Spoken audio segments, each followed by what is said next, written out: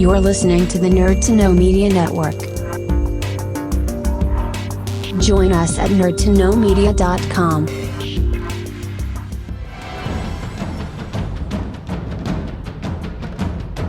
Broadcasting from the Blanchardstown Centre, this is Phoenix FM.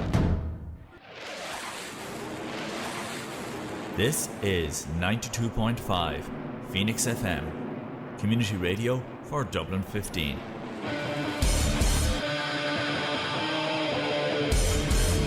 Hey everybody, it's JB Jeremy Borash, and you are listening to Darrow O'Connor on the...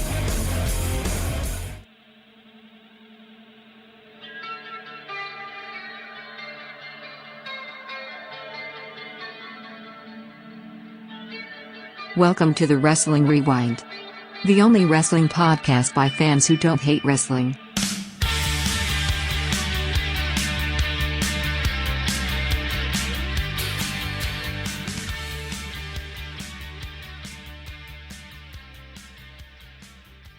Hello everybody, welcome to Phoenix 92.5 FM, the True Page channel, Nerd to Know Media, and of course, the WrestlingRewind.com. My name is Darrow O'Connor, and you are listening to the Wrestling Rewind. We haven't done a show in a while. It's been a bit mad. I've been in 5 countries in 2 weeks, and I don't even know what time it is, Martin, to be honest with you. It's wrestling time, Dara. It's wrestling time. But thank you so much for sticking with us. We're getting to the end of the year. In one sense, and at the start of the year in another sense. So keep tuned to our social media, because we'll be having our kind of what we're doing as far as best of shows, year-end shows, all that kind of stuff. We'll have that up on our social media as well. But I'm not alone, as you heard him. Of course, he's 1-0. You know him, you love him, fast man on his feet. Mr. Martin Herty. How are things, Martin? Grand. I'm telling you, Dara, we'll get into the news. Obviously, there's more stuff about I feel like this is the CM Punk show we do every week. Apparently he's getting ready to move on. That's the last news I heard. That's the opposite of what I heard. But right. the point is that I'm starting to give up on ever getting me fight with him. But I'm thinking, I'm an undefeated MMA fighter, and you're a recently minted was it a black red belt? Red belt, just before black. Recently minted red belt. I think there's a showdown brewing. Oh man, I don't know. I mean, I'm still holding out that you will. I like the plan that you had, where you feud with his friend and then he gets involved. Yes, I think and this will probably scandalize the listeners, because I know we have a lot of animal lovers out there. I might just boot Larry the dog. I might just run up on him while he's out walking the dog and just punt Larry the dog into the next neighborhood. Like a Randy Orton kind of style, proper heel turn. Because that's something Randy Orton would have totally done back in the day. I don't know, that would work. I mean, I don't know, you could maybe call him out on his terrible Hulk comics. It's like, Punk, your Hulk run was the worst ever, and that's saying something. I see. I don't think he'd even take that personally enough. That's why I've even skipped over like insulting his wife or anything. I think if I kicked Larry the dog, that'll do it. The only thing that would do it. Not that we condone this, ladies and gentlemen. It's just, Martin really wants to have this showdown. It's as Jim Ross said in the 2000 Royal Rumble: desperate times call for desperate measures. I love the way we've been teasing the 2000 Royal Rumble for about 2 years now at this point. Because I know once we see it, we won't be able to go watch it again, because I just watch that all the time, and it would ruin it. But such a great. We need to tease it and tease it and tease it and tease it and make people think we're never going to do it, and then put it behind a paywall. That's how we roll, folks. That's how we roll. Anyway, yeah, as I said, I've just been crazy busy that I haven't actually had a chance to go through this. That was actually behind a paywall for years.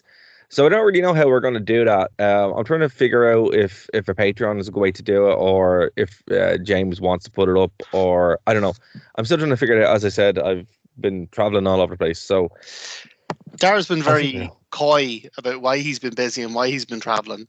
Our friend and comrade here is a living rock star. Yeah, that's Well, what people don't tell you about being in the band is it's traveling loads to play a show, to play very limited shows. So I was lied to Martin. If he had said you're going to be in airports for hours, I would be like, that's kind of lame.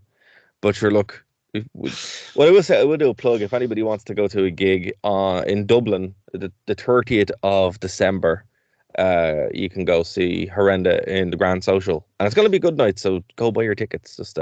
And I saw them in Belfast 3 weeks ago. Cannot recommend them enough. Incredible gig. Well, look, I mean, hopefully people show up on the 30th, so that'll be fun. I mean, it's not expensive. I think it's like €12 or something like that. So yeah, I mean, have loads of new merch. What's that these days? A pint of Guinness? Yeah, just about.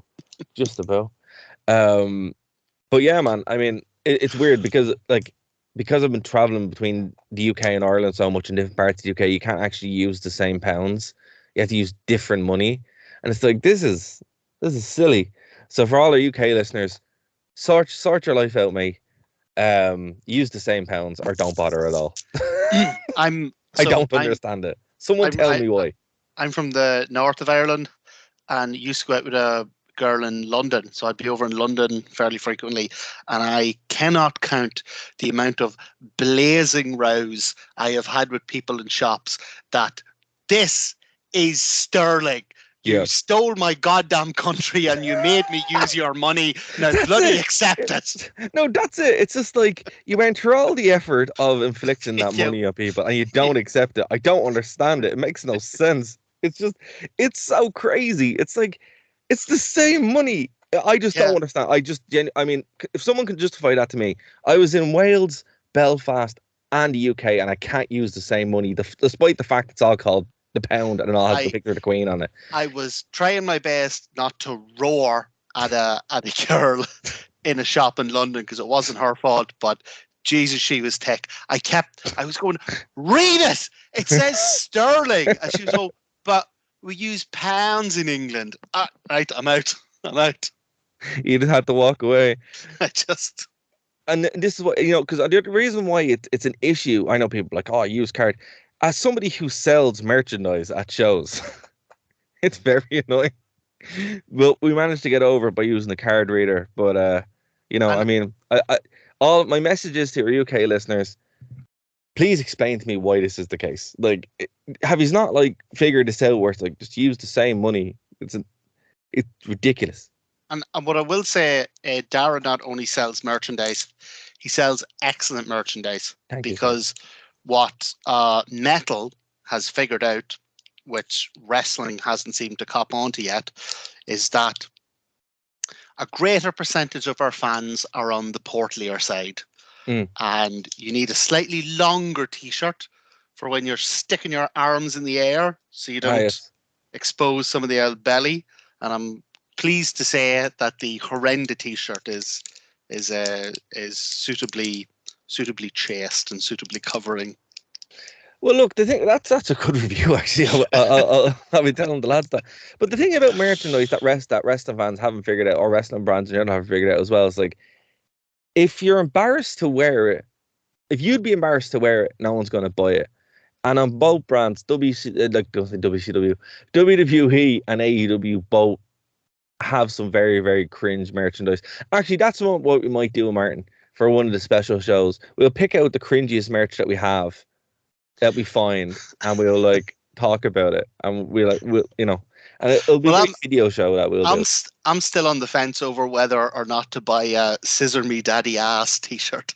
Oh my God. I only realized that was what he was, that's what the gimmick was. I saw a good tweet the other day where it was like, Mr. Ass wasn't as over as Daddy Ass is now. And I'm like, yeah. What?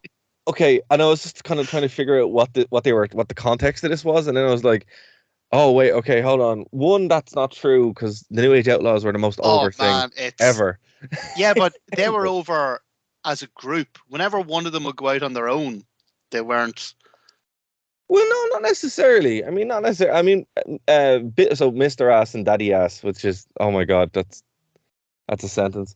It's hilarious. Is Billy Gunn, or known as Q-Kip in TNA.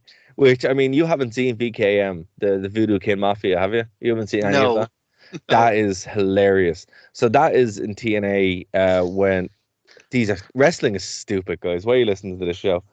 Do you know, at this stage, It's so stupid. I'm not even sure I want to see TNA. I kind of like that when you randomly drop in like a mention of some just sounds too weird to be real TNA thing. I kind of like that, just that it's this lore, this mystery that I'll never quite. It's just so random. Like when the Outlaws left WWE, they randomly decided to feud with Vince McMahon and the WWE, completely one-sided, and he ended up at the Alamo calling out Triple H Okay, and Shawn Michaels. I think I've actually seen this. They didn't call out Triple H and Shawn Michaels. They called out Hickenbottom. And Levesque. No, Levesque, not Levesque. The Alamo. Noon. It was the worst thing. It was the worst thing ever. Until I heard the name Daddy Ass. Daddy, and the catchphrase, scissor me, Daddy Ass. Oh my God. That's just... Well, there you go, folks. I mean, we didn't come up with this. We just report it. And Phoenix, this is not technically swearing. No, it's not swearing. That's his name. That's his name. The man's name is Daddy Ass. Yep. You wouldn't censor us if we said he came down to the ring carrying a Shih Tzu. It's true. Also not swearing. Nope. Technicalities. But anyway, so we do have some serious... It's only one word. It's and fuckle. One word. So we do have some serious business to get through tonight. Obviously, we're taking a break from our time machine, our fallout from St. Valentine's Day Massacre. That's going to be next week. But we had two massive shows that we haven't actually covered yet. One was War Games, Survivor Series War Games, and Full Gear. So here's the thing, man. We're going to start with Survivor Series, then we'll go to Full Gear. I completely forgot Survivor Series was happening until I was like... for some reason, I don't remember... What was I doing on a Saturday? I think it was a gig. It probably was a gig. And I got home and I was just like, oh, it's a Saturday. Wrestling's on. I guess I'm watching this. And then it was a gig actually. And I think about it. And yeah, I just watched it, and it was weird because it was on a Saturday.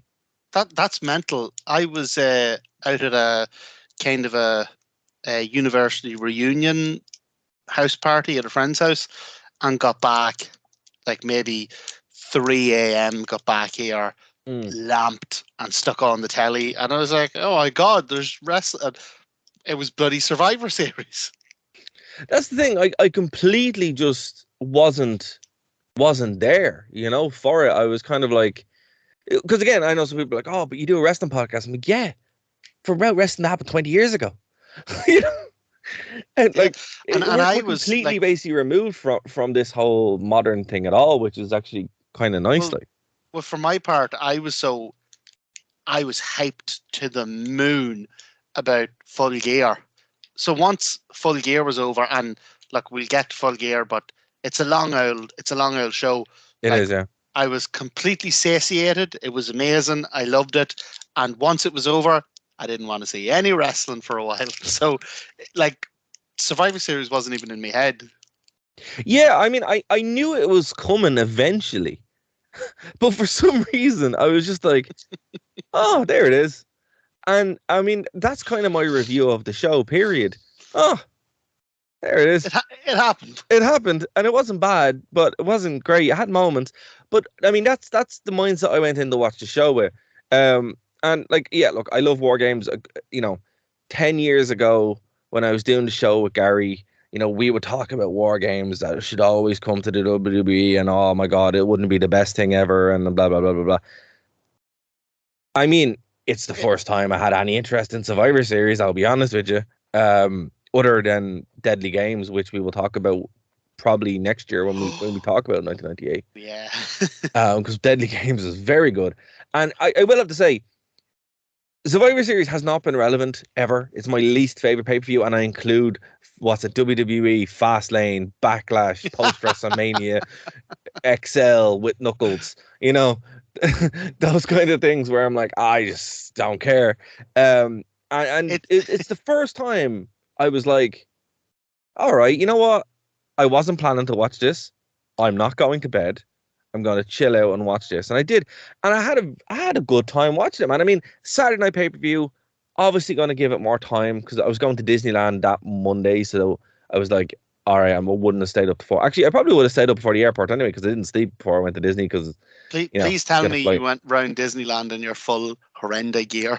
I did wear my horrenda t-shirt around. My long sleeve. So there's like pictures of me like at I'll post them in the chat. Like and maybe on the group. There's a few pictures of me like that, just like wearing my horrendous shirt, like beside Mickey Mouse and stuff. It's gas. But one of the best. One of the best. Haunted Mansion, by the way, or Phantom Manor is like the coolest place ever. Can I just say? One of the best wrestling video packages I've ever seen wasn't even from a major company. It was actually from Phoenix. Phoenix Wrestling. To work with. Yes. Oh yeah, Phoenix Wrestling. Sorry, not Phoenix FM. It was a terrific video of Raven Creed and Billy Bedlam, who've had the show. Who we did. Who are both kind of spooky goth wrestlers, and the spooky fun fair, goth wrestlers. The fun fair came to Cork, and the two of them were like, "Oh, this is an amazing opportunity to make a cool video." So they went and they got footage of themselves totally stone-faced doing like a Wednesday Addams, like going round and round on the roller coasters and all, like no emotions, nothing, just stone-faced going up and down. It was brilliant. I have to say though, like I don't know, have you ever been to Disneyland? Mm. The new park. Actually, the new park's pretty cool because they have like a big Avenger place, and that's pretty awesome. It's. I was in Disneyland. I was in university, and I won an interrailing trip. Oh, class! And France was the last stop on the trip, and we had completely ran out of money. So we went out to Disneyland anyway. We thought, we'll walk around outside. It might be nice. We'll see some stuff. And we got there. This woman heard, me and my girlfriend at the time heard our accents, and she was like, "Oh, I'm here with a group of special needs school children, but some of them have gotten a wee bit overstimulated and we're leaving. Do you want our tickets?" So no we got way. Whole day in fast passes and everything. Whole day in Disneyland for free. That's amazing. Like, I mean, that's class, dude. Like, really is. And like, but they built a whole new park as well. And now they have a Marvel side up, but they have the Tower of Terror.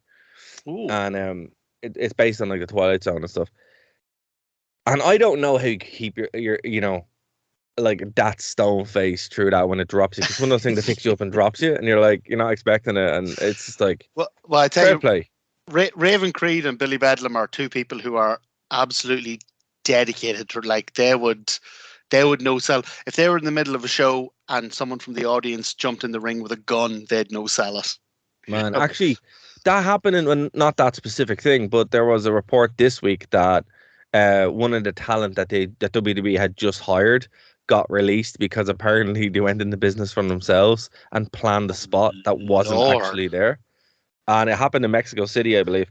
And yeah, they got sacked from it. I think Justin Roberts was not Justin. It is Justin Roberts. He was in the ring, and they were like, "What's going on?" And turns out, yeah, it was your woman's friend that jumped in the ring. Fair enough. So, yeah, Fair so enough. That's so. Not... I mean, so stuff like that does kind of happen, but it's wild. I'd also like to say, just before we're going to dive into Survivor Series now, before we do, Dara is extremely tired. He's been doing an awful lot of traveling. I promised him up and down before we started that we keep this to a tight hour. We dive right in. And then I started waffling about my 2012 interrailing.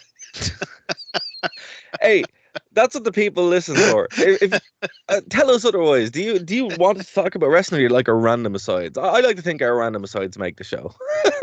They do, but my God, you poor thing. It's 10 o'clock already. You must be exhausted.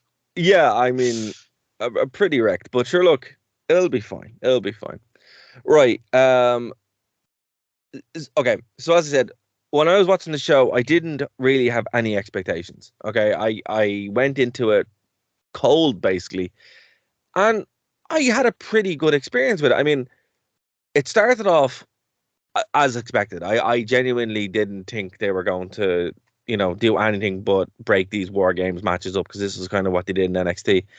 So anyone who hasn't seen War Games, it's two rings. They have like a cage across, and they have like two penalty boxes, and they come in and out as the match kind of goes on, and then sometimes they add stipulations where there's like an advantage or whatever. So I mean, it's typical War Games. I mean, we've seen it 100 times before. In terms of War Games, I thought they really missed an opportunity here to make it an elimination.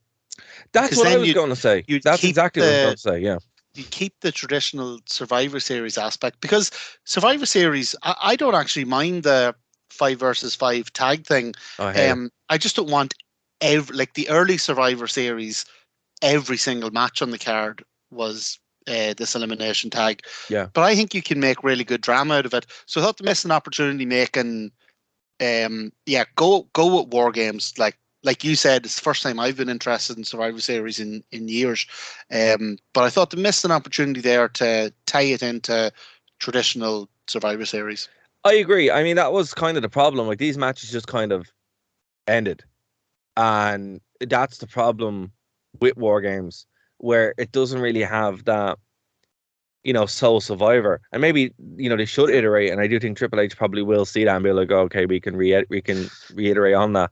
But as far as like a gimmick goes, this fit way more. Like, it actually made sense. It's like, oh, we're having a pay-per-view to really do something with it, and it was story based. The two of them were, and at the end of it, you're like, okay, I don't feel like I wait, because look, I'll be honest with you. Anytime I watch Survivor Series, with the sole exception, sole exception traditionally, but then another time in 2002 with the Elimination Chamber, which again made sense being at Survivor Series because it's elimination, and they should have kept that at Survivor Series. But the traditional Survivor Series format of the 5 and 5, the only time I was ever interested in that in my life was the Invasion, because it made sense. Yeah. And the other thing about incorporating the traditional Survivor Series elimination element into it would mean is that it would mean you get rid of that thing with War Games where kind of like the first 10 or 15 minutes don't really matter, because the match can't end till everybody's in. So there's no drama, there's no suspense. Yeah, it's just exactly. You're like, oh, nothing can happen. I'll come back if you could have an elimination. Yeah.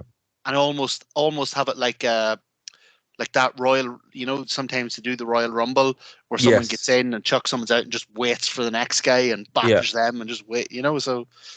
Yeah, I like, they will eventually figure it out. And obviously this never would have happened with Vince there. It just wouldn't ever. But the fact that they did this, one, is a huge, incredible achievement, which, I mean, Triple H genuinely needs all the credit in the world for making this happen. It looked really cool. It genuinely did. And the fact that, like, the way they were able to kind of do it. Now, the setup, I didn't really spot it.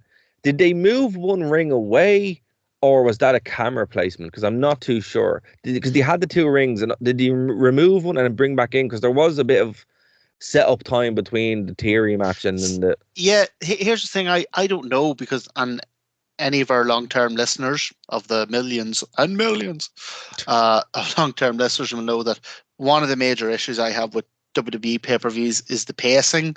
So you get a match, and then you get an ad, and then you get a video package, and then you get an ad. I was okay with this in this specific pay-per-view, because they actually had to set something up.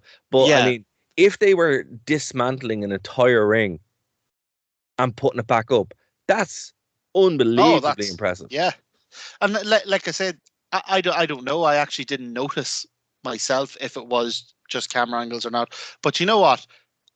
WWE is a machine. Yeah. And if anyone is capable of dismantling and then rebuilding and putting a cage around the ring, within 10 or 12 minutes of video packages, it's WWE. I think maybe that's what happened. I don't know. Let us know. Even tweet us and let us know if that's what happened, because I was I was like, where'd the ring go? Like, how did they do that? You know? And I mean, it's a credit to WWE, because they really are just, as you said, an absolute machine. But I mean, it started off with a fantastic women's war games match, and that kind of was like the best of the two. We'll talk about maybe why the other one was a bit flat for me. Um, well, what I think this had a lot to go for, and I'll let you kind of run pace on it now in a second, Martin. But for me, I think it was the initial whoa, that looks cool, that kind of wow factor kind of thing. Also, the women are just better. I mean, they're just better than the male team. You know, I thought the pairing made a lot more sense. Team Belair and Bailey had a lot more chemistry going on. Um, and also the spots in them were great. You know, there was a lot more weapons used, some really, really cool high spots. And, you know, people were over. You know, the crowd genuinely wanted the faces to win, and they wanted the heels to lose, which I can't say about the main event. The main event was the complete opposite of it. While it was a good match, the Brawling Brutes should be nowhere near a main event. Either should McIntyre and Kevin Owens as second fiddle. You know, if you're going to do them in the main event slot, then it needs to be a main event match. And look, I know some people are freaking out, probably going, whatever. There was nobody in that match who was a main eventer other than Roman Reigns. Dara, and that was it. You literally took the words out of my mouth. You're joking me. One of the things I was going to say was that, so there's lots of reasons that the women's match is better, but one of them was star power. The women's match had star power. Talking about Bianca Belair, Alexa Bliss, Asuka, Becky Lynch, Bailey, and then even like, so for maybe more involved fans who really loved NXT, you have the likes of Dakota Kai and Io Sky, as they're calling her now. But yeah, the men's match, and I love Kevin Owens and I love Sami Zayn, but the only star, and it's ironic because I actually don't like him, but the only star in the men's match was Roman Reigns. Yeah, I mean, that's it, man. Like, there was just nobody who I believe could beat Roman Reigns. So yeah. You're watching the show and you're like, okay, Sheamus isn't going to do it. Butch isn't going to do it. We've seen Drew McIntyre lose. Kevin Owens isn't going to do it. Man, if anyone could benefit right now from a good old dose of, and I don't like to quote Jim Cornette, but if anyone could benefit from a good old dose of how am I supposed to miss you if you don't go away, Drew McIntyre. Yeah. Drew McIntyre needs to just disappear for a while and then come back as a monster. Well, I mean, that's what happened before. I was in the crowd. Look how well it went. I was in the crowd when he was in Impact. I was in that Manchester crowd. I think it was Manchester. It was Manchester. And he came out after getting fired from the WWE, and he was the most over I've ever seen anybody. Yeah. And then he built on that and became what he became. But the thing about it is, it's like, because you have this I like Roman Reigns, okay? I do. But the problem here is he's unbeatable. It's like the Superman problem, right? It's so hard to do Superman well because you can't beat him. Well, you don't do Superman unless you have somebody in mind. Yeah. Who's going to, unless you are building somebody who's going to beat him. But I mean, look, okay, I'll let me phrase it this way, right? Austin lost. The Undertaker lost. Mankind lost all the time. That was his thing. He never really won. Frustratingly, if you're a fan, like, yeah. And I think the problem here is because you have Roman Reigns who just doesn't. It's not like the Cena thing. The Cena thing was obnoxious. This is more just kind of like they have themselves in a corner here where they just can't. He's the only one they have. They don't have any other stars. There's no star power in the WWE, and I mean that's horrible to say because I mean there are, but there also isn't. Like AJ Styles was out there with Finn Balor messing around doing nonsense, which was a phenomenal match, by the way. I'm not going to say that was a bad match. It was a great match. Yeah, neither of them is getting anywhere. No, It's Cody Rhodes. If they don't have Cody Rhodes come back and beat Roman Reigns, I don't know what the only other thing is they have some massive like film star or the likes of Conor McGregor, someone like that, who's going to come in. Yeah, but the problem with that is it's like that's great, but that does the same problem. I mean, if it is Cody and he resets the WWE universe, right? And you start having competitive matches with AJ, with Finn, you raise up Sheamus and Ridge and McIntyre. The problem here is rising tides raises all ships. Nobody's being raised here but the bloodline, and it's still a massive problem because even the bloodline. It's Roman Reigns is the only one being. But what I mean there is like, the show is so much better, and it's phenomenally better. Like I can watch it with commentary now for the first time in decades. Oh. And this is coming from me, Dara. Sometimes it hits a 5 or 6 out of 10. Oh yeah, no, unheard of. No, legitimately, like I used to watch the show with the sound off because it was so irritating, and now I'm just actually able to sit and enjoy it. And Michael Cole's doing a great job. The product is so much better and actually watchable, but they haven't fixed that. See, that's a problem that's going to take a while to fix, and they're trying to do it, but it's so blatantly obvious that you're like, oh, whoa, you have no stars because they haven't built any, except for and then in the women's side of it, it's the complete opposite. You have bona fide, incredible stars, and it just makes the match so much better. So, I mean, look, they will fix it eventually. I really don't want to see AJ Styles and Finn Balor at that point in the card again. That they should be going for something. They should be doing that. That was a world title match that was given away for no reason. But look, Team Blair won. AJ Styles won with a great, and I just want to put this over because top rope moves like dives, moonsaults, 450s, whatever you want. The one top rope move that terrifies me is a leg drop because you are coming down directly on the bottom of your spine. So I have tremendous respect for anyone who does even an ordinary top rope leg drop. So the finisher they did off the cage through the table was amazing, and you've seen the effect that kind of move can have by just the way Matt Hardy walks these days. Oh, absolutely. AJ won against Finn with the OC, so Luke Gallows and Carl Anderson are back for some reason. I'm not sad that they're back. I'm just kind of like, oh, that was pointless. Ronda Rousey defeated Shotzi in a match that actually had people calling for Ronda Rousey to be fired, which was crazy. I was like, what are you doing? The match wasn't that bad. This was This is a bad match. So the thing I think with Ronda, actually before that, I'll just say AJ Styles, because I don't want to fly over at Balor. Particularly if we fly over an AJ Styles match, Dave will have us murdered. AJ Styles Balor was very, very, very good. I think it's only because of the esteem that I hold both of them in as individual wrestlers that I was not disappointed, but I think they're capable of amazing. I think they're capable of 10 out of 10. I think this was 8 out of 10, really good. But I think they have something in them that will blow people away.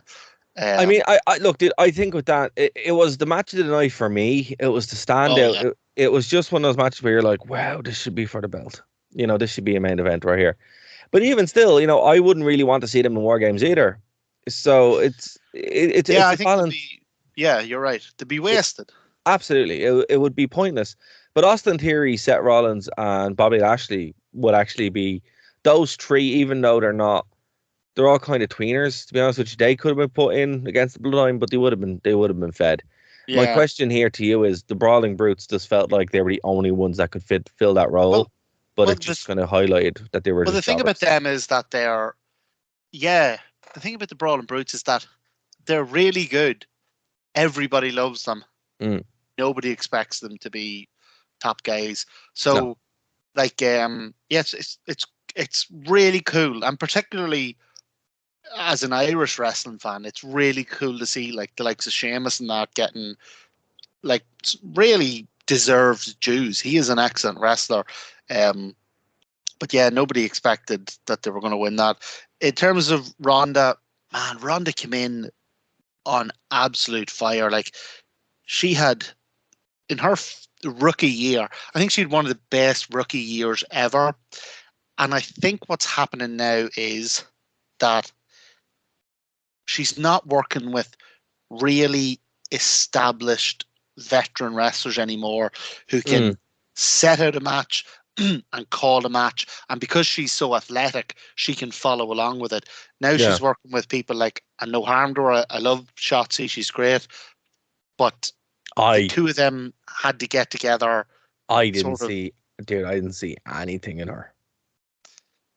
I didn't see anything in her. I was like, no, you need to go away.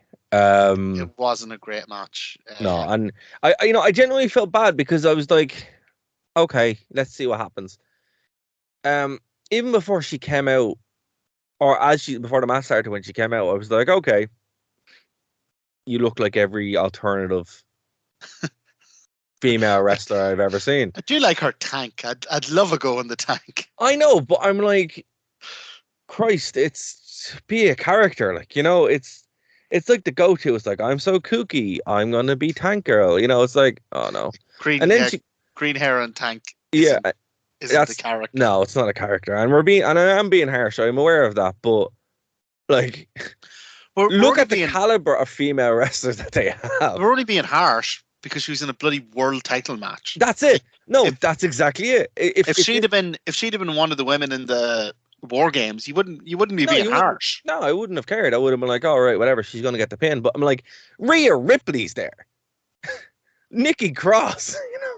It's like Asuka, Becky, Bianca, and Alexa. Like, any of those women are, can and have had bangers with Ronda, and they put this young one in who just looks lost, and she was, and it was 7 minutes of being lost. So there was no character, and there was no ability to call a match. The thing was that Shotzi was lost because, I mean, I don't know how long she's wrestling, but she's not like a veteran. No, she's not. And no. Ronda's great as long as she has someone there to lead. So you had 2 2014. wrestlers. She's wrestling about 10 years, under 10 years, 8 years. So you have 2 wrestlers in there who are great when someone is in the ring to lead, and there was no one in the ring to lead. Yeah, and I think that's look, it was unfair from what I saw. I haven't really looked into it because I just haven't. But there was that campaign to fire Ronda, and I mean, that's ridiculous. Oh, that's a load of nonsense. Yeah, that's I wouldn't be firing either of them over this. Yeah, I'm like, look, this is good wrestlers. That they just look. Everyone just exposed probably something they weren't aware of, and how they remedy this is they work the house show circuit for like a year, and then it's fine. And that's what's going to happen. Sami Zayn said something during the week that really hit me that I didn't think about until I'd read what he said, and it was true. He was like, Bret Hart's recognized as one of the best wrestlers in the world, like ever. And he was having sensational matches in the late 80s, early 90s when in-ring wrestling was kind of terrible. He was having excellent matches. Sami Zayn said he didn't hit his stride. He didn't become genuinely the best there is, was, and ever will be till about 1997. Yeah, when he believe it. When he was 40. So like, wrestling isn't something you pick up in 5 or 10 years. So no, and also if you're some fat arse internet gobshite calling for someone to be fired, grow up. Yeah. Look, here's the thing. Anyone who does anything, any kind of physical combat, or anyone who does any kind of performance, that it's 1,000 hours of practice. You don't break the board the first time. You don't get better sparring the first time. You don't get better, even doing a performance in anything. So yeah, as I said, they will. It's just unfortunate that this was exposed in a world title match. That's the big Except problem. me, I did win my first ever MMA fight. So Well, after a thousand hours of practice, it wasn't like fair. that was your first That's time you fair. went in Yeah, and that's we're fair. going to hit you for the In first time, fact, and that was it. it was supposed to be 6 months of training, but because of COVID, it ended up being like over a year of training. So yeah. But see, that's my point exactly. It wasn't like they're like, right, go out there and don't know what you're doing. And all this shows is inexperience. And it probably was kind of like, oh, Ronda, you're experienced enough to do it. She's not. Like, Ronda would go out and kill you because that's what she knows how to do. Yeah. It's But unfair. Shotzi is a veteran compared to Ronda. Like, Absolutely, yeah, legitimately. And that's a recipe for disaster. But as I said, what they'll probably do is they'll probably throw them on the house show circuit for a while, and then it'll get there. So everybody just needs to chill with the whole calling for people to be fired. It's like that's not everyone cool. Never needs cool. to chill in general. In general, Wrestling in general, fandom in general just needs a Xanax or a Vicodin or something. Go outside and touch grass. Touch grass, lick grass, eat the grass, do whatever you need to do to the grass. Just calm down. Like that's it. One of the best advice you can, particularly with internet people, go outside and touch grass. Touch grass, smoke the grass if you have to, but just lay off the Twitter. That's the rule of thumb. Do you know what? Do something useful. Cut the grass. Cut the grass. Austin Theory defeated Seth Rollins and Bobby Lashley in a pretty decent triple threat match for the US belt. What I liked about this was, Rollins obviously, and here we go back to this. Rollins was the ring general here. He was the one calling this entire match. Yeah. Bobby Lashley knew his spots, and he was obviously playing the big man. And Austin Theory was the chicken, heel, right? 14 minutes of a very, very solid bell-to-bell match that had the right result. Austin Theory looked great. But no one lost anything in this. You could tell Bobby Lashley had his spot. He knew what he was going to do, and he looked great as well. It's probably the best Bobby's looked in a couple of years, actually. And I dislike Bobby Lashley a great deal because when I interviewed him, all he did was talk about golf. So I mean, tonight he was actually working. It was a nice palate cleanser as well of that awful women's match. So, this again, probably second best match of the night, if not third best, next behind the Women's War Games match. What do you think about this, Martin? Are you in the same ballpark I'm as pretty me? much in the same. I wasn't blow away great, but I liked it. It was much better than I expected, given, what the Austin Theory character has been. And it was nice as well to see... Sorry about that. It was nice as well to see in Rollins and Lashley, and obviously Theory's up and coming, but in Rollins and Lashley, people giving the US title some sense of legitimacy. Like, it's a genuine prize that you want to go out there and fight for. I think that was the goal of this match. This was to, and I think that's what they're trying to do here as well. Like, look, again, WWE was kind of broken to almost never been able to be fixed because of just what it's into. What Triple H is trying to do here, he's trying to fix the problems, but yourself, it takes a while to iron out these issues throughout the whole card. And we're starting to see now that they're turning into it. And this match, like, there were times that these matches were 4 minutes, and now it's a good 14-minute with the workhorse Seth Rollins. Yep. And that's kind of what you want you want this belt to be. I don't think this is the end. Austin Theory, again, he's still a young fella. They will eventually build him up as well, and I enjoyed it. I thought it was really good. I'm not taking a dump on Austin Theory.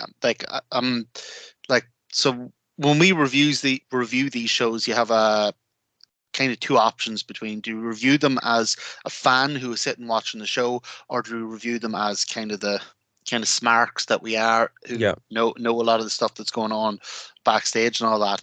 It was a good match. It didn't do anything to tarnish this kind of a legacy or legitimacy that they're building up for the US title. Yeah. Like you say, man, the late noughties, early 2010s, the Intercontinental and the US title just meant nothing. Nothing. Yeah. Like I if you were a legitimately fan going to one of those shows, you would think you could jump in the ring and win it. That's what happened. That's how Santino Marella made his debut. Oh my God. I didn't.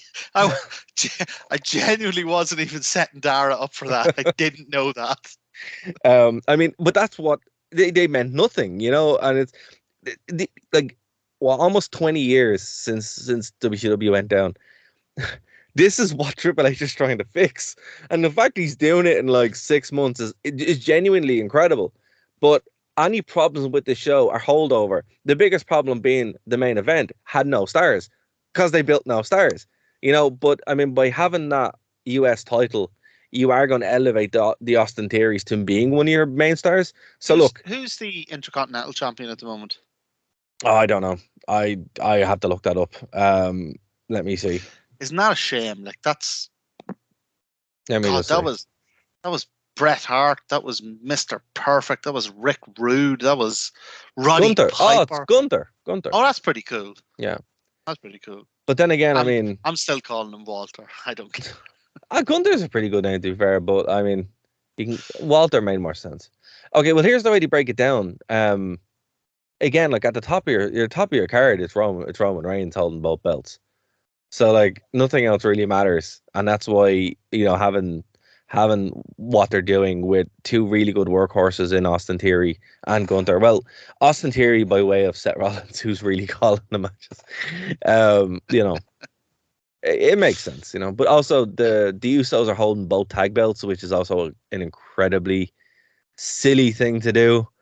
Yeah, I mean, I'm kind of okay with that in that because WWF or WWE just doesn't have enough tag teams.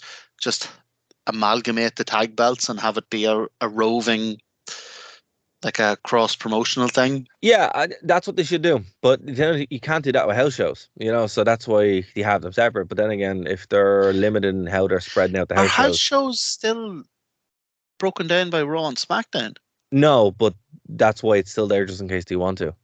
Oh, right, okay. Also, no appearance of the Fiend, which was surprising. So, me and Dara, we only cover like the pay-per-views, and sometimes when it comes to WWE, we only cover the big pay-per-views. Yeah. So, like from our perspective, we've seen the Fiend debut, and 2 months later, we've seen nothing. Is it gone? It's such a weird schizophrenic kind of show where you're like, and again, this is coming from people who watch weekly the Attitude Era, and we're calling this schizophrenic. Where it's like, what's going on? So our friend and comrade Dave is a big Fiend fan, and I mean, he's my favorite wrestler. Who doesn't wrestle? Who can't wrestle? I love him until he gets in the ring and it all falls apart. Dave kind of keeps us up to date with sort of periodic tweets and texts and stuff about what the Fiend's up to. So he's our man on the ground. I admit that I'm seeing them. He's our man on the ground. I admit I'm seeing them out of context.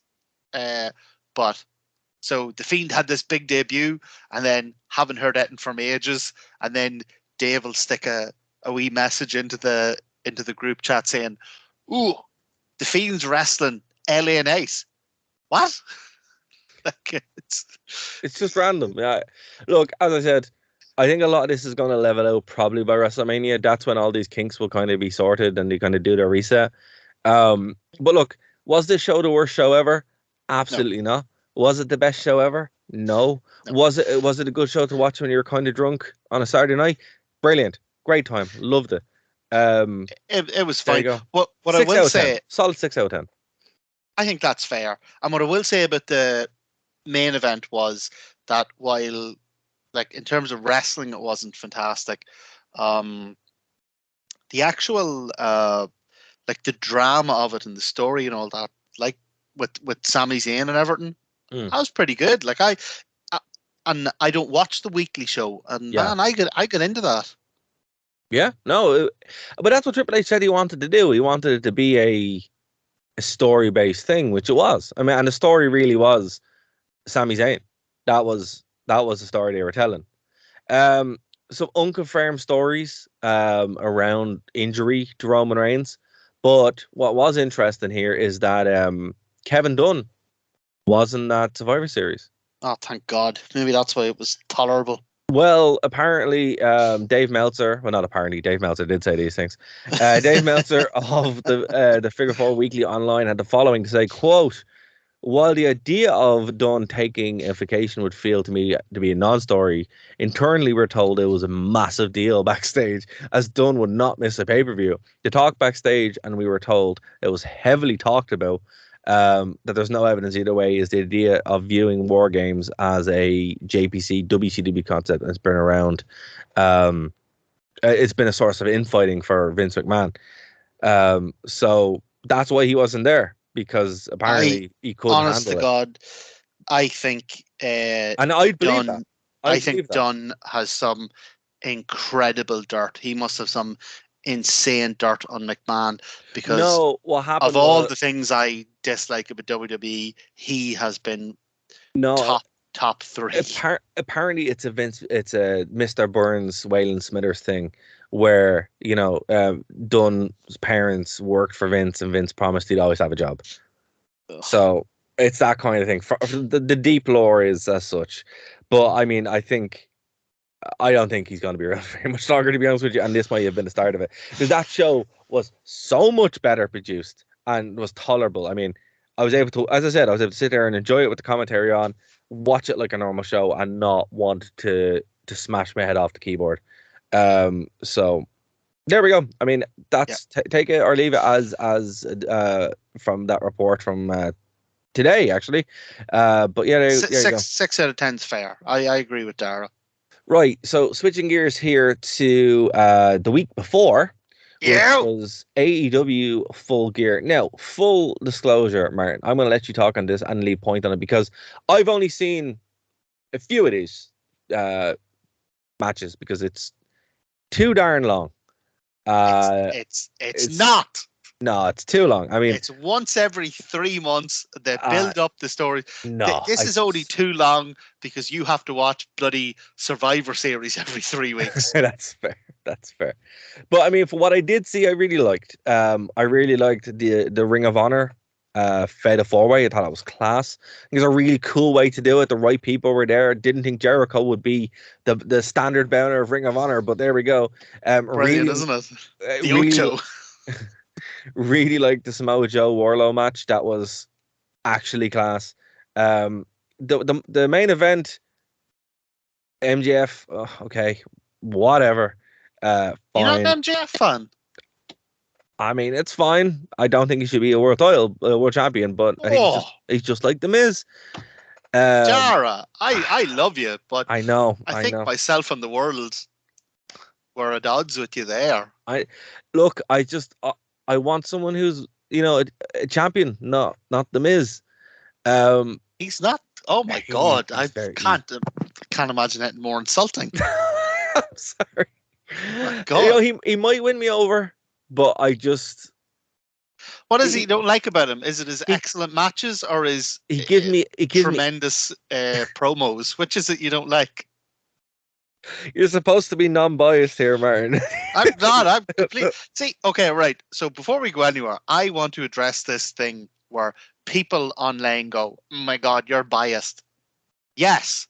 I am biased in favor of the thing I like. That's fair. It's important to recognize your. Someone says, "Do you want a pint of Guinness or do you want a pint of Bovril?" I want a pint of Guinness because I'm biased in favor of Guinness because I like it.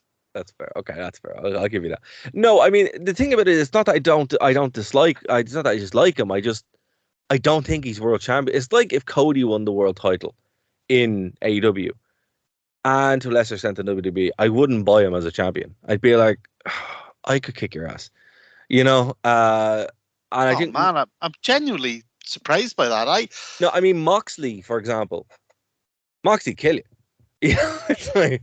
Yeah, but Mox has been the champion. I love him, but Mox has been the champion on and off for 2 years now. He has to. I know, Mox is, and I don't say this lightly, Mox is like Drew McIntyre.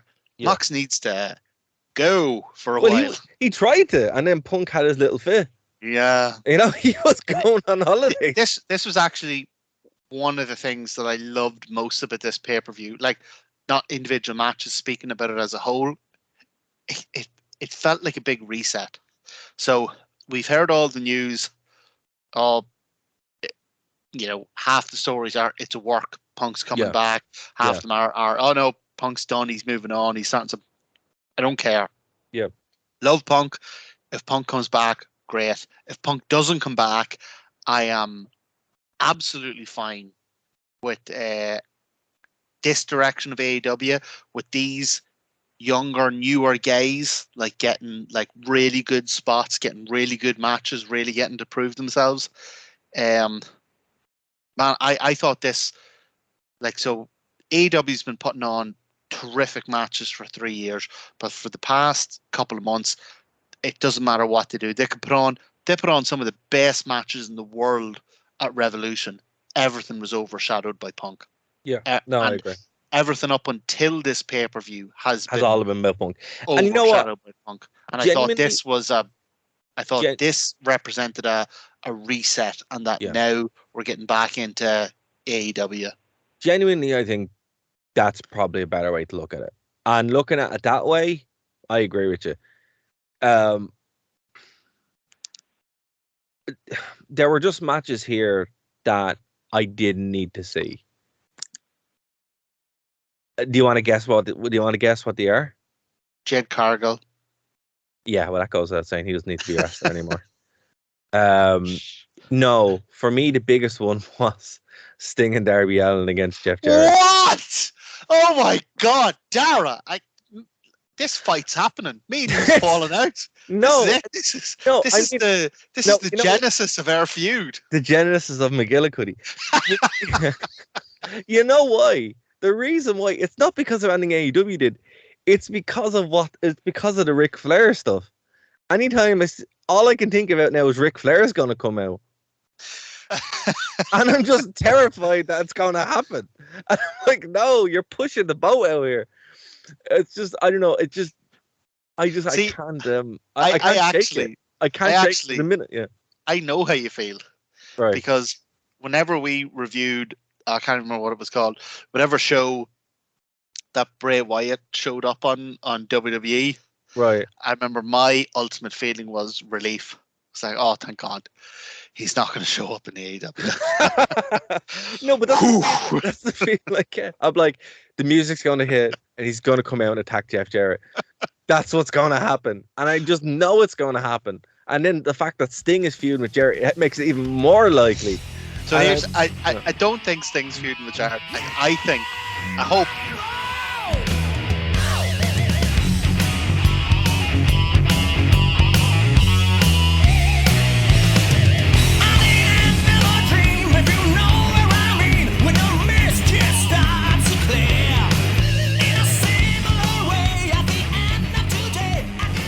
You have nothing else to do on a Saturday? Do you like nerd things? Now check out Nerd to Know Basis here on Phoenix 92.5 FM, 5 p.m. to 6 p.m. And then head over to nerdtoknowmedia.com for all of our shows as part of the Nerd to Know Media radio network.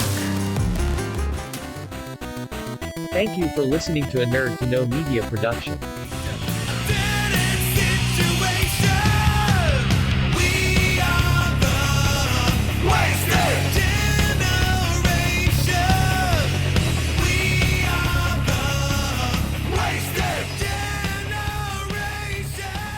The fact that Sting is feuding with Jarrett, it makes it even more likely.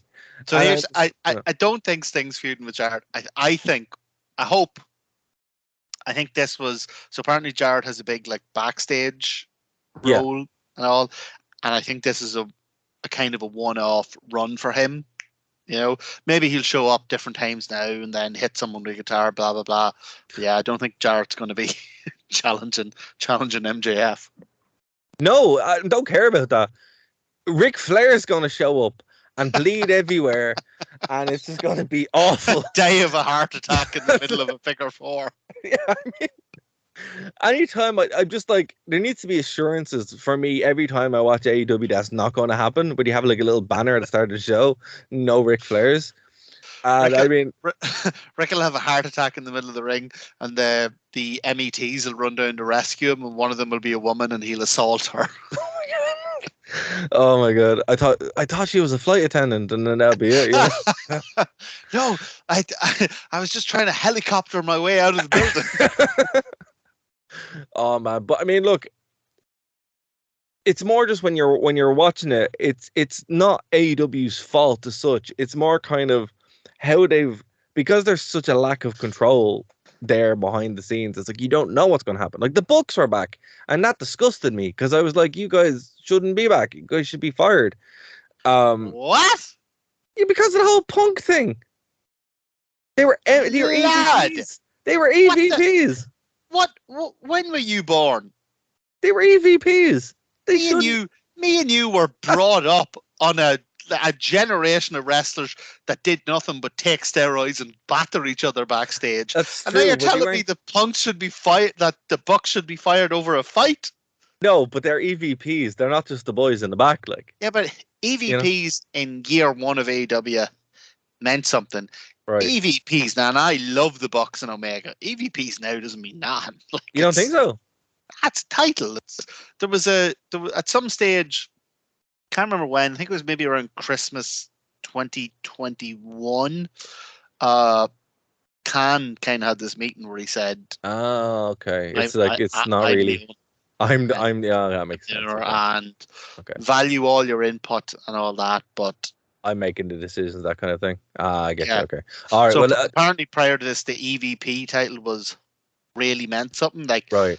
Like they were there with Khan when it came to booking and decision making and even business decisions and that. Oh, well, okay. See, that's what I thought. That's what I thought they were still doing. So that makes more. Okay, I withdraw my statement. Then I thought they were still like booking the show, and I'm like, how did you do that when you just lost your biggest star? But okay, fair enough. I have to say, just a random aside, the baddies I think that's like the best name. It's amazing. I can't believe no one ever like thought of that before. See, that's the thing with Jade Cargill. Everything brilliant. about her is great. Yeah. Everything about her is fantastic. Until the ring. Except her matches. Yeah. But the thing is that her matches are only ever 2 to 6 minutes long. So this was 8 minutes long, and I felt every bar of it. It did. I felt every bit. And I wouldn't mind. This was one I actually watched because I like the name, the baddies. I think it's gas. And I was like... And I like Nyla Rose. Nyla Rose is great, actually. And also, like, pairing her up with Vicky was like a stroke of genius, to be fair. Yeah. But, like... And what I will say is, I don't think it was as bad as the Ronda Rousey match. Yeah, well, there was less of an excuse because Nyla Rose is actually better than Ronda Rousey and as a professional wrestler. Like, I mean, leading a match. And Jade Cargill is a genuine she's only been literally wrestling 3 years. Yeah. But I mean, there was a lot of help there and there's a lot of padding. The difference between there were 6 women out there, right? Compared to the 2. So there was a bit more padding, which is probably why it didn't feel so bad for you. But I mean, that's fair. Yeah, it was still kind of like, oh, this should not be on television. Never mind the pay-per-view. It was, but it was for me the only low point. I don't know why we're starting with this, but it was for me it was the only low point of the show. Well, as I said, man, I jumped around the show, so I mean that's why we're starting because I just Also, it was kind of funny that Christian Cage wasn't in a cage. But Luchasaurus was just to put that out there. I have to say I really did like one of my favorite point of the night really was the Ring of Honor match. I loved it. Right, it was excellent. But Saraya and Britt Baker, surprisingly good match. Now I every time she took a bump, I kind of freaked out a bit. Your heart's in your mouth. And I was like, again, it's the Ric Flair thing. I was like, oh no, don't. I didn't think Saraya and Brett was a particularly good match, especially not given that we had Tony Storm and Jamie Hayter later on in the night, which was amazing. Like, but what I'm saying is the incredible fact match. that happened. Yes. And no one ended up so crippled was in incredible. ring, Britt and Saraya wasn't great. No. In terms of pure emotion watching it, yes, incredible. I was sports entertained, Martin. I was sports entertained by that match. Which, I mean, look, if Saraya's going to do this where she's in the ring with a Britt Baker, actually, I'll scrap that, right? AEW has the women to make sure she's totally fine. She'll be okay, And I mean, if she's going to have these kind of matches on and off on these pay-per-views, she might have a bit of a run. Does she deserve to win the belt? No. Do not give her the belt. Yeah. But, I mean, I think they're probably going to have learned a lesson from Punk. I can see her winning the TBS title. Yeah, I can see that too, actually. And going on a great run with it. Yeah. Because you don't need to be the top of the card and you don't need to have 20-minute matches. Yeah, no, I think judging by the match that we did get, they'll probably be like, okay, well, what would have been a better...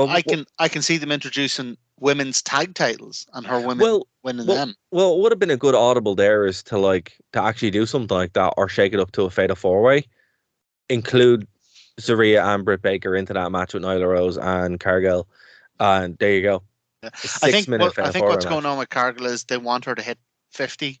So she's on 40-something and 0. Oh, okay. I think they want her to hit 50 and 0. Right. And then they're going to introduce someone who's going to beat her. A serious challenger. That makes sense. Okay. But I mean, other than I'm gonna give you the floor now in a second now. But the only there were my thoughts. There were the matches that really stood out to me. I mean, I kind of there's a lot on this show that rubs me completely the wrong way. I'll be honest with you. It's just kind of like cast-offs or it's just too long. Like what? I really don't like Keith Lee. What? Yeah, I just can't stand him. Can't stand him. I mean, in WWE, it was okay because he was Dara, I feel like you've been gaslighting me for 2 years into thinking you're this really cool guy. And no, I mean, I don't know what it was about the show specifically. It's just, I like these guys individually and what they've done up to this point. But for some reason on the show, it just, you know what it was? I think it was that reset where because I'm not watching week to week, I'm not there at the reset. I'm still kind of in this mindset where I'm like, Punk's going to come out. And that's going to be the show. Nah, man. So you gotta get rid of. I'll tell you what as well. I think that's what it is, though, Martin. See, in terms of watching week to week, this week's Dynamite, give that a watch because, honest to God, it was. And I love Dynamite, but I'll admit that it's hasn't been peak Dynamite maybe the past couple of months. Right. This was the first Dynamite I've seen in ages where I was like, this feels like old school Raw. You see that's what I kind of expected on this show, where I'm like, they do some really good stuff, and there's some really good guys there, and they have the Keith Lees, and then they come out and do nothing, and you're like, okay, what was I'll be honest with you, when I'm watching this show, I'm expecting, because he said every 3 months, 4 months. I'm expecting these shows to be, every match to be a banger. And if it's not, I'm like, why was I here? And okay, but I'm about to challenge that. But look, go on, no, please do. I mean, this is just my take on it. It's my take on it, but I don't know. That's why we have the two of us. So, we can present to the audience your incredibly wrong view, and then I can correct you. And that's okay. That's okay. As I said, I didn't watch the full show. I jumped around and not watch week to week. Look, I'm the biggest AEW fan in the world, but even I will say that their pay-per-views are long. They're not too long, but they are long. So what I'll do is the pre-show, I'll just run over it in 30 seconds. So you had Best Friends versus The Factory. Good pre-show stuff, but the great bit was that Danhausen came out and he's sort of transformed from the very nice part of his character to the very evil part, and he actually came out and beat the living hell out of a guy, which is great. He's the evil Doig the Clown now. Exactly. Yeah. But you remember how good the evil Doig the Clown was class. Yeah. I was going to say before you brought up Danhausen, I'm like, Danhausen was amazing. Just gonna say that. But did you watch the pre-show? As I said, I jumped around the whole show. Oh my god! And I was just about to say Danhausen, but then you went into the rundown the card. Yeah, I mean, like, look, the show wasn't bad. It's just I have a very, very high bar for AEW, and it's probably too high. No, I think that's fair, because it's like when me and you were talking earlier about the AJ Styles Finn Balor match. It'd be very easy to go, that's 10 out of a 10 match. Yeah, but we've seen better. You grade it on a curve because you expect so much better from those guys. So that's a completely fair point. Yeah, I mean, like, here's the thing. Okay, AEW is still going to be awesome. That's the truth of it. Oh, yeah. You know? So, anyway, go on. I'll let you run down the card. A bad Dynamite is 7 out of 10. Like, the best Raw you've seen in 15 years is 6 out of 10. You know, so yeah, but you judge it on a. Yeah, you have to judge it on a curve. You know, it's like, you know, as you said, your biggest fear was the Fiend showing up in AEW because he couldn't match what's on AEW week to week. Yeah, you know, I honestly, sometimes I lay in bed at night about 3 a.m. tossing and turning, and I'll turn to my left, and in my sleep I'll see an image of the Fiend debuting, and then I'll go, ah! And I'll turn to my right and I'll see an image of Hulk Hogan debuting. Ah! And I don't know which is worse. No, you won't get the Fiend showing up in AEW. You'll get the monster, or the boogie. What's it? No, hold on. The flipper. No, hold on. The abomination or something. The ghoul. The ghoul. That's the ghoul showing up. Oh my god. Dave Wyatt and the ghoul. Right, look. Go on. Ricky Starks, Brian Cage, good match. Like you say, probably could have happened on a Dynamite, but I get it because it's part of this Eliminator tournament thing. Good match, but yeah, because it's leading on to something else, crowd wasn't hyped. And then Eddie Kingston and Yun Akiyama. Everything you expect from this current run Eddie Kingston's on, where he's wrestling all his favorite Japanese wrestlers. The two of them went in there and beat the living goddamn hell out of each other. It was brilliant. And I'm just going to say Eddie Kingston is in Ireland in January. Triple hyped. For who? OTT. He's doing Homecoming cool. in Dublin and Homecoming in Belfast. And tickets went on sale today, and I've been on to buy tickets, and there's no meet and greet. Oh man, I'm not too ashamed to say I cried. That's okay. So that was the Fiend might debut one day. Meet him. You mean the ghoul? The ghoul. Look, so pre-show. One of the things I love about AEW is the pre-shows matter. It's actual wrestling matches and stuff. It's like Heat. Yeah, like Heat. Yes. Yeah. Actually, yes. Yeah. Heat compared to what we're like the era of it that we're reviewing. Yeah. The 1999 Heat. That's why I always will not miss. I will flick through the pre-show as well for AEW shows. Yeah. So excellent pre-show. Really loved it.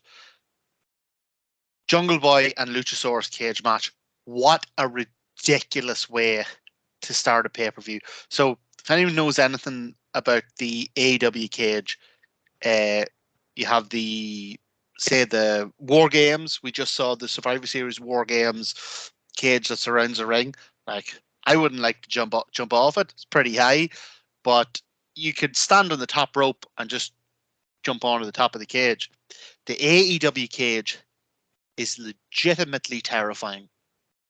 Like, it's huge. So you don't win a cage match in AEW by escaping the cage. So the cage is terrifyingly high. So whenever someone does a dive off the top of the cage, and I will never forget Cody Rhodes doing a moonsault off it. So the even though it's not like the Hell in a Cell, the AEW cage is still a genuinely terrifying structure. Jungle Boy and Luchasaurus beat the living goddamn hell out of each other. They had a match that was physical, that was realistic in terms that sometimes the AEW gets a lot of criticism for being, certain matches being spot fests.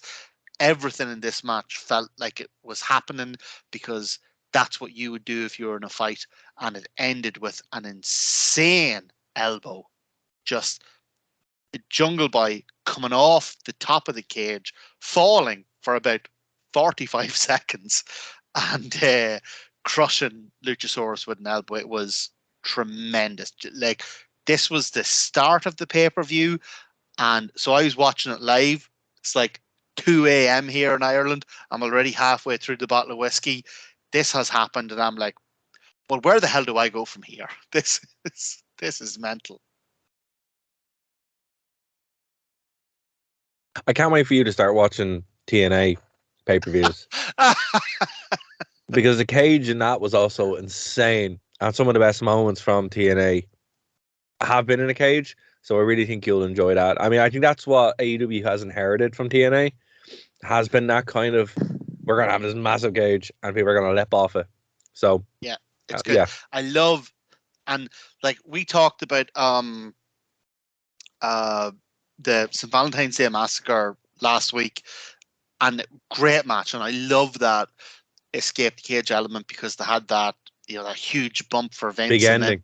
And then the awesome way that Austin won and all that. But I like what we want from AEW is not to be a better version of WWE. We want it to be different. Yeah. And this is one of the number one things that spells them out as being different, is that. Oh, yeah. I mean, like, I kind of like the escape the cage thing in some ways.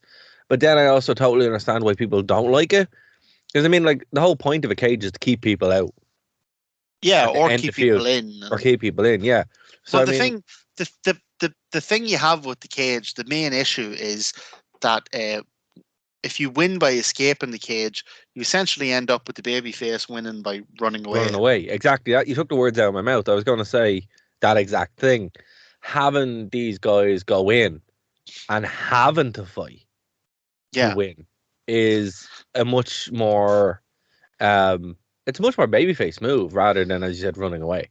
Oh yeah. So Dave, our esteemed comrade, our man on the ground. Man on the ground. Although he sent us a message earlier this week that he's climbing up a scary ladder to put hang wreaths, and we haven't heard from him since, so he might be our man in the ground for all we know. We don't set these up beforehand, guys. These are just, we don't plan these jokes out. We don't have a script. Oh god, no. I used to be a comic, so but he's a big I had a point with that before I started my hilarious joke. He's a big fan of something anyway. AJ Styles. What is it? Jungle Boy and Luchasaurus and the cage match. And Dave is... Well, whatever it was, the punchline was that I have nothing but a tremendous amount of respect and affection for Dave. Anyway, Death Triangle versus the Elite. 5 stars. We don't need to talk too much about it. Insane, amazing match. Everything you expected it to be. And then on top of it, bloody Death Triangle won. 5 stars. I think that was the right move anyway. Oh yeah, brilliant. They're having this best of 7. Yeah. And man, it is. So one of the big criticisms I would have of WWE was that between pay-per-views, sometimes not even between pay-per-views, between multiple pay-per-views, you might have a run of 4 pay-per-views and 16 Raws, where you have the same guys wrestle each other every goddamn week. It's the Usos versus the New Day. What are they? 600 times or something ridiculous? Way too much. Because there's no reason for it. I mean, I think the best of 7, best of 5 is something that needs to be done a little bit more because it's such a cool way of doing things. And yeah, like Death Triangle and the Elite have actually kind of cracked that code a little bit. Well, this was an unbelievable, absolute, like no question, 5-star opener to this. And and I've seen both of the matches they've had since, and they have both been, I wouldn't say they're both 5 stars, but they've both been incredible. And the main one of thing them is was a little bit. One of them was a little bit cheeky there, where they were wrestling heel, pretending to be CM Punk. And then they had Kenny Omega bite. Yeah, and then I think they won with the GTS as well. Yes, they did. Okay. And tanked Kenta. And I think that's where people are getting all these different rumors and that from. But like, setting all that stuff aside, because this pay-per-view represents the new start. We're not talking about CM Punk anymore. To have 7 matches with somebody, even if it's a great team, you can have 7 great matches, but yeah, they all blend the same. I think the really impressive thing they've done so far is that Death Triangle and the Elite have had 3 matches so far, and everyone has been great, but everyone has been different, completely different. Yeah. So this, for me, was fantastic. Very cool. Yeah, we covered Jade Cargill and Nyla Rose. Look, it wasn't very good. It wasn't terrible. It was 8 minutes long. Look, here's, and I don't want to damn it with faint praise, but here's what I'll say about it. It didn't damage Jade Cargill's streak. It didn't damage the TBS title. And I don't think it damaged Nyla Rose. No. It wasn't a great match, but it came in a pay-per-view between 2 insane matches. Yeah. And then another couple of... So, I mean, the best thing you can probably say about it is it'll probably just be forgotten and no one will actually be damaged by it. Fair. Yeah, okay. So the next, what do you think about the Fatal 4-Way Ring of Honor match? So, look, you've said it all. Okay. Absolutely sensational. What about the Mojo Wardlow match? The only thing I would say before we move on, because I know I've already kept you up half an hour more than I promised. We have 10 minutes of this overrun. I'm so sorry. Darren. Okay. The only thing I'll say is that look, the Ring of Honor stuff's good. It's working for me, but it needs an end point, right? Right. And I am hoping, I have my fingers crossed, that on at some point in December they have a Ring of Honor pay-per-view called Final Battle. Yeah. And I'm hoping that's that's end of December, yeah. And I'm hoping that's some sort of signal that from next year, all this Ring of Honor stuff, even if it's going to be an online only thing, look, even if Ring of Honor doesn't get a TV deal, fine. Take it off, make it its own thing, put it on YouTube, give it its pay-per-views every couple of months. But look, match was great.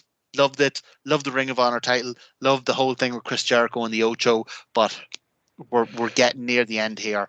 We need to separate AEW and Ring of Honor pretty quickly. Fair enough. Okay, we haven't got time to run through everything. So okay, sell me on the main event. Okay, right. Before I sell you on the main event, I just want to say, genuinely, one of the matches of the night, and I know that AEW gets a lot of stick for this over their women's division. Jamie Hayter and Toni Storm was an incredible match. Jamie Hayter was an absolutely inspired win. Inspired, because she is so over with the crowd. And Toni Storm did something that I didn't think was possible. She did the NXT sort of valiant babyface, almost, but then losing.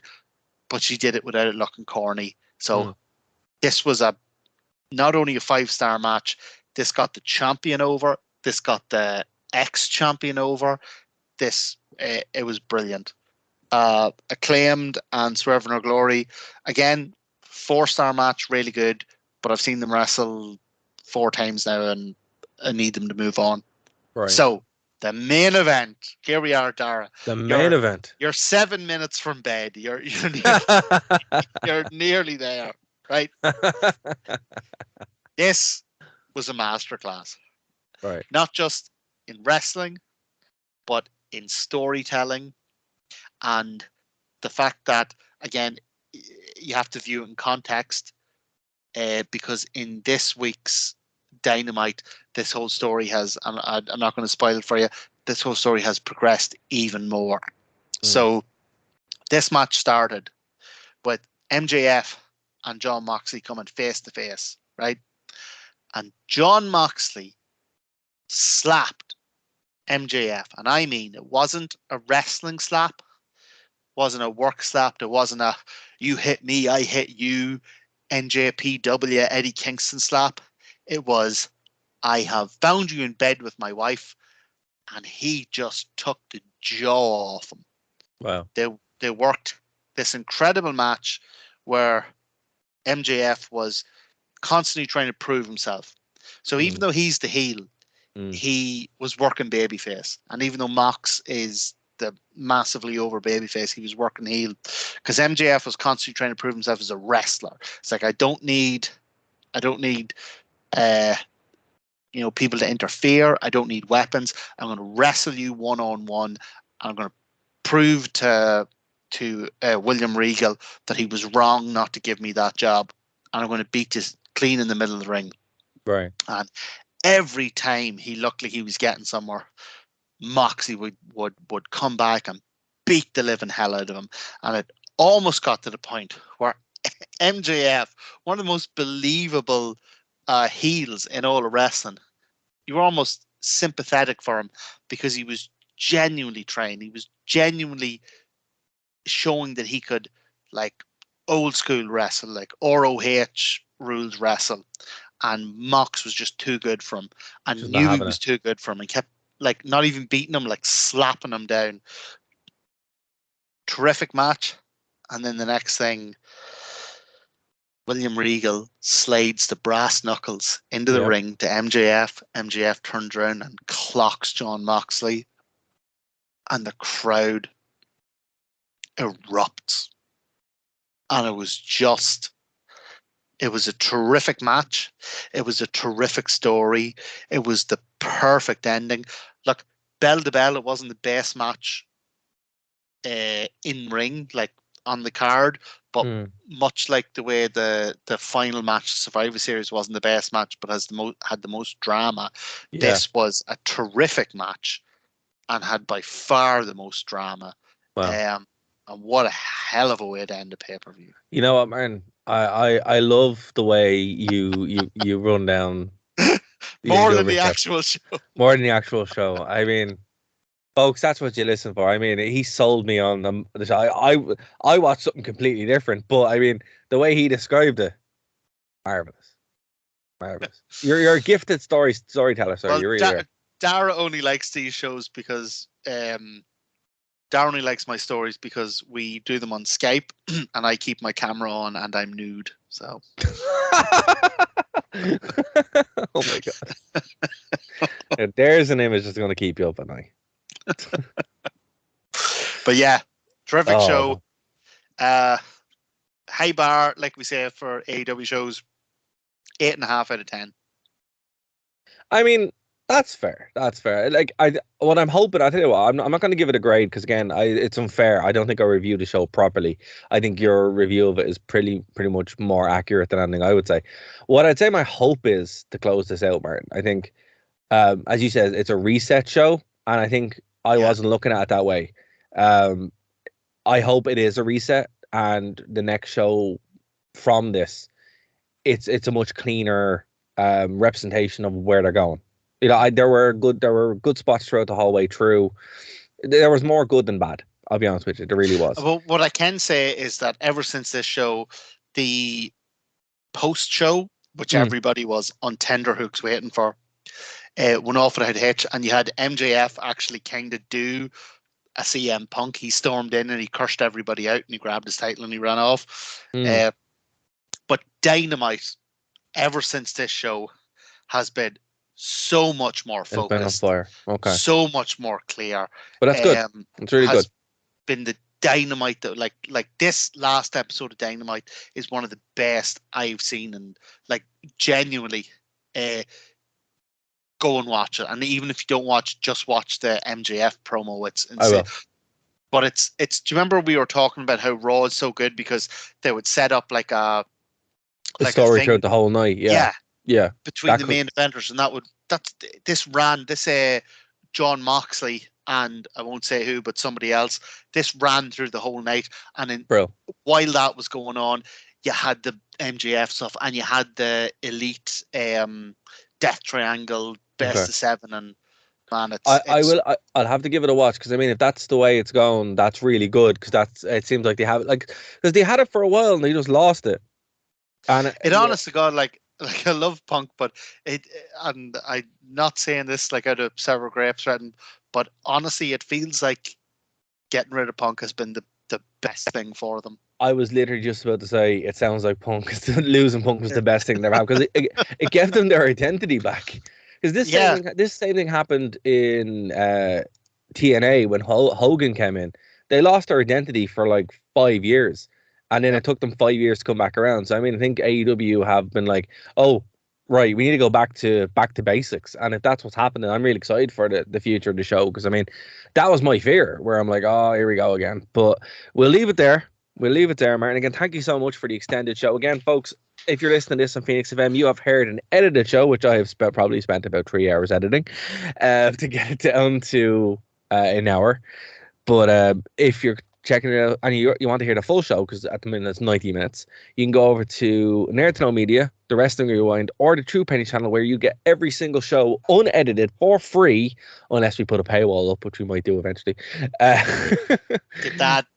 Royal Rumble 2000 is going to cost the Royal 60 Rumble 2000, 60 quid. Oh my god. But again, Martin, is there anything you want to plug before we get out of here, man?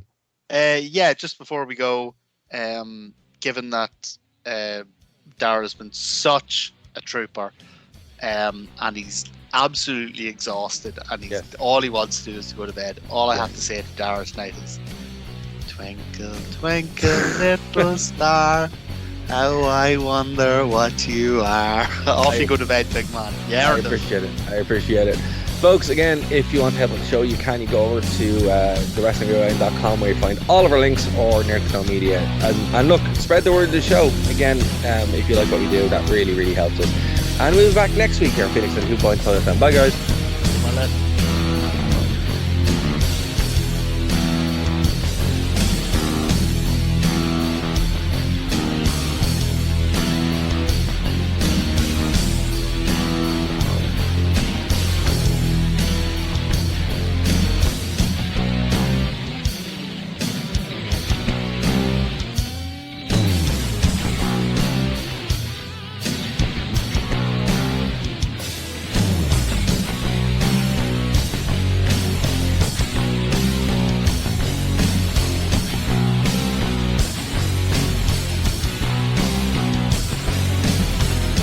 Thank you for listening to a Nerd to Know Media production.